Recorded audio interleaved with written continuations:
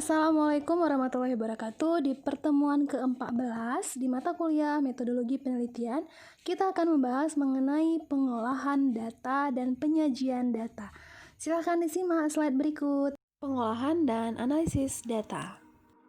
Terdapat dua jenis data. Yang pertama data kualitatif, yaitu data yang berhubungan dengan kategori, karakteristik, atau sifat variabel.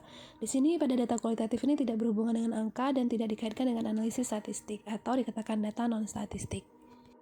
Jenis data yang kedua yaitu data kuantitatif, yaitu data yang berhubungan dengan angka yang diperoleh dari hasil pengukuran atau mengubah data kualitatif ke data kuantitatif, misalnya dari skor hasil tes. Sering dikaitkan dengan analisis statistik atau dikatakan dengan data statistik. Terdapat dua teknik dalam pengolahan data. Yang pertama teknik non-statistik, yaitu dengan analisis kualitatif melalui cara induktif, di mana pengambilan kesimpulan umum berdasarkan hasil observasi khusus.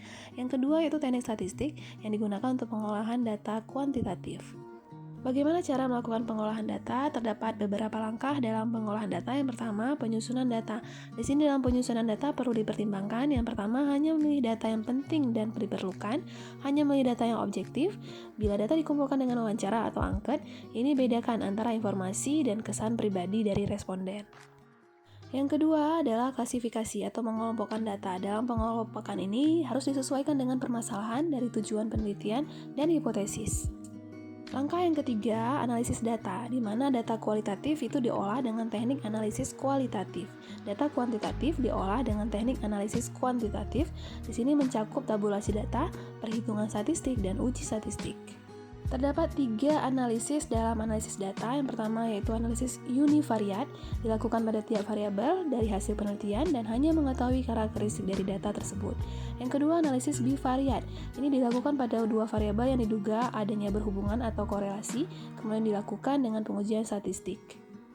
Yang ketiga, analisis multivariat. Di sini dilakukan terhadap lebih dari dua variabel yang biasanya hubungan antara satu variabel terikat dengan beberapa variabel bebas. Kemudian mengujikan uji statistik, yaitu dengan regresi berganda dan analisis varians. Bagaimana dengan teknik analisis? Di sini kita membahas satu persatu. Yang pertama teknik analisis kualitatif, di mana di sini proses berpikirnya secara induktif, yaitu uji hipotesis bertolak dari data yang terkumpul dan disimpulkan, kemudian dimulai dari keputusan-keputusan khusus atau dari data-data yang terkumpul, kemudian diambil kesimpulan umum. Dalam teknik analisis kualitatif ini biasanya menganalisa data yang diperoleh dari observasi, wawancara, tidak berstruktur, dan diskusi kelompok terarah. Yang kedua, teknik analisis kuantitatif atau teknik statistik. Di sini untuk mengolah data yang berbentuk angka. Langkah selanjutnya dalam pengolahan data yaitu yang keempat, melakukan pengujian hipotesis. Ini didasarkan dari hasil pengujian atau perhitungan statistik, kemudian baru dirangkumkan hipotesis itu diterima atau ditolak. Di sini hipotesis 0 jika tidak ada perbedaan antara. Terdapat beberapa teknik dalam pengolahan data secara statistik. Yang pertama menggunakan rumusan dari statistik deskriptif. Di sini misal ukuran tendensi sentral dan lain-lain. Yang kedua rumusan-rumusan statistik inferensi atau induktif. Di sini misalnya analisis chi-square, analisis varians, analisis korelasi dan regresi.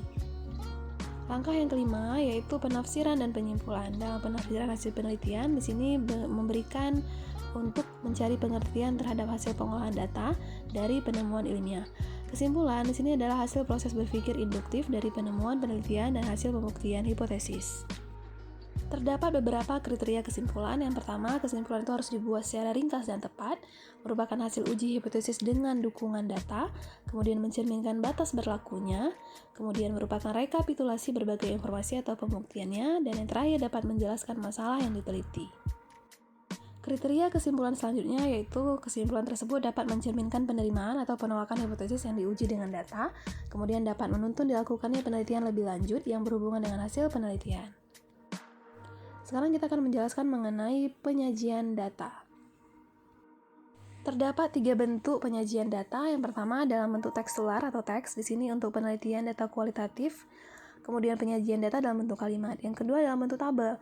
Di sini digunakan untuk data yang sudah diklasifikasikan atau ditabulasi, kemudian penyajian secara sistematik dan kolom atau jajaran.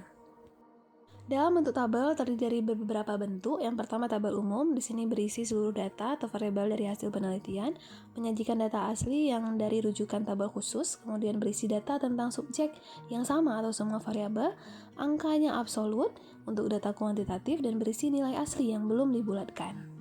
Yang kedua yaitu tabel khusus. Di sini berisi penjabaran dari bagian dari tabel umum. Angka dapat dibulatkan dan hanya berisi beberapa variasi dan untuk menggambarkan adanya hubungan atau asosiasi khusus dan menyajikan data terpilih dalam bentuk sederhana. Dalam tabel khusus terdiri dari dua, yaitu tabel univariat, ini menyajikan data untuk satu variabel saja. Yang kedua, tabel bivariat. Di sini menyajikan data dua variabel secara silang. Harus bentuknya sederhana, harus jelas, mudah, dan dimengerti. Judul dapat menjawab pertanyaan apa, kapan, dan di mana. Bila didapat dari sumber lain, harus ditulis sumber rujukannya.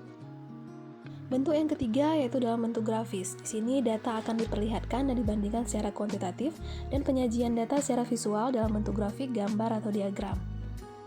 Terdapat beberapa ketentuan dalam membuat grafik. Yang pertama, judul harus jelas, tepat, terletak di atas grafik, dan menggambarkan ciri, tempat, dan tahun data diperoleh. Yang kedua, garis horizontal atau vertikal sebagai koordinat harus di atas agar garis kurva tampak jelas. Yang ketiga, skala. Harus ada catatan tentang satuan yang dipakai, dan bila data diambil dari sumber lain, itu harus ditulis di sebawah kiri grafik atau gambar. Terdapat beberapa jenis grafik atau diagram. Yang pertama, grafik garis dan kurva. Kemudian yang kedua, diagram bar. Yang ketiga, diagram area. Yang keempat, piktogram. Dan yang kelima, histogram dan frekuensi poligon.